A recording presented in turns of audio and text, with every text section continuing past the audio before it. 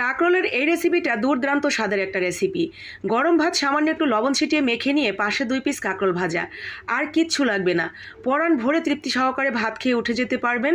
প্রথমবার খাওয়ার পরই এটার প্রেমে পড়ে যাবেন। আর যাকেই খাওয়াবেন সেই কিন্তু আপনার হাতের এই কাঁকরোল ভাজা খাওয়ার জন্য আবার বায়না ধরে বসবে। এতটাই মজার এবং টেস্টি। তো প্রথমেই আমাদের যেটা লাগবে সেটা হলো কাঁকরোল।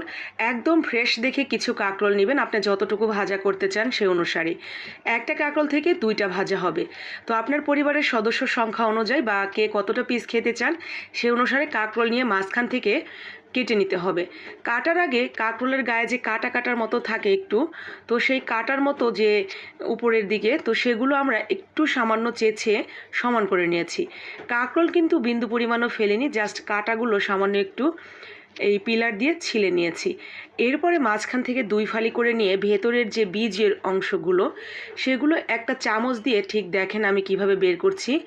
এই কাঁকরোলটা একটু বেশি শক্তপোক্ত, মানে একটু বাড়তি হয়ে গেছে, যার কারণে ভেতরের বীজটা বের করতে একটু ঝামেলা হলো। যেই কাঁকরোলগুলো একটু কচি থাকে সেগুলো কিন্তু বের করতে কোনো ঝামেলা নেই।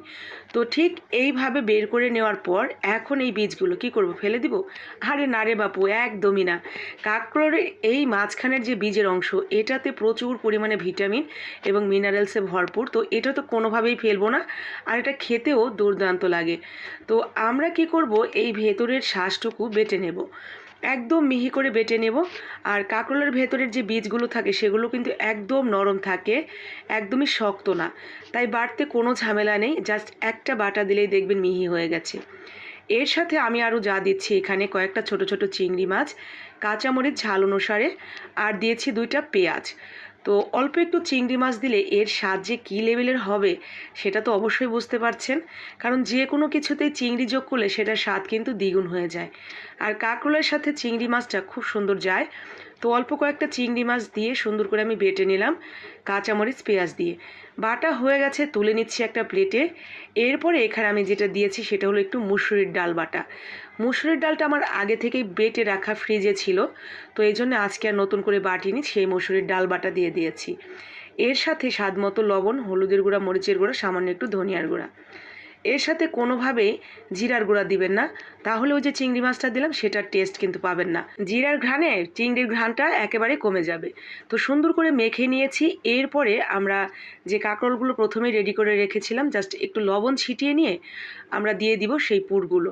তো মাঝখানে ঠিক এইভাবে সুন্দর করে ভরে নিয়েছি সবগুলো। একটু ধনিয়া পাতা দেওয়া যেত ওই ব্যাটারের মধ্যে, তো আমার হাতের কাছে নেই তাই দিলাম না, থাকলে আপনারা একটু ধনিয়া পাতা যোগ করে দেবেন। এরপর আর কিচ্ছু করার নেই, জাস্ট গরম তেলের মধ্যে দিয়ে এগুলো ভেজে নিতে হবে। এক পাশ হয়ে গেলে পুরোপুরি তারপর ওই পাশে দিবেন, মানে জয়েন্ট হয়ে গেলে। জয়েন্ট হওয়ার আগেই কিন্তু এটা ঘোরাতে যাবেন না, তাহলে দেখা গেছে নিচ দিয়ে পড়ে যাবে খুলে। তো একটু লাল লাল হয়ে আসলে ঘুরান দিলে আর দেখবেন এটা খুলে যাবে না, যেহেতু ডাল বাটা, চিংড়ি বাটা এগুলো দেওয়া আছে, তো সেগুলোতেই বাইন্ডিংয়ের কাজ হয়ে গেছে। তো সুন্দর করে এপাশ ওপাশ করে আমরা নেড়ে চেড়ে খুব সুন্দর করে লাল লাল করে ভেজে তুলে নেব।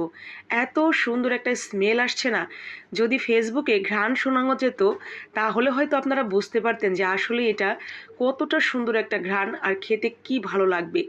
তো যারা বুঝতে পারছেন যে এটা খেতে আসলেই দুর্দান্ত লাগবে তারা বাসায় একদিন ট্রাই করবেন। আর যারা বুঝতে পারছেন না যে ভালো লাগবে কি লাগবে না, তারাও বানাবেন, কারণ না বানালে বুঝবেন কি করে। তো এই তো দেখতেই পাচ্ছেন, এটা ভেতর থেকে কিন্তু একদম নরম তুলতুলে সিদ্ধ হয়ে গেছে। উপরের দিকটা ভীষণ ক্রিসপি, ভেতর থেকে নরম। ভালো লাগলে বানিয়ে নেবেন। সবাইকে দেখার জন্য লাইক, কমেন্ট, শেয়ার করে দিবেন। আসসালামু আলাইকুম সবাইকে।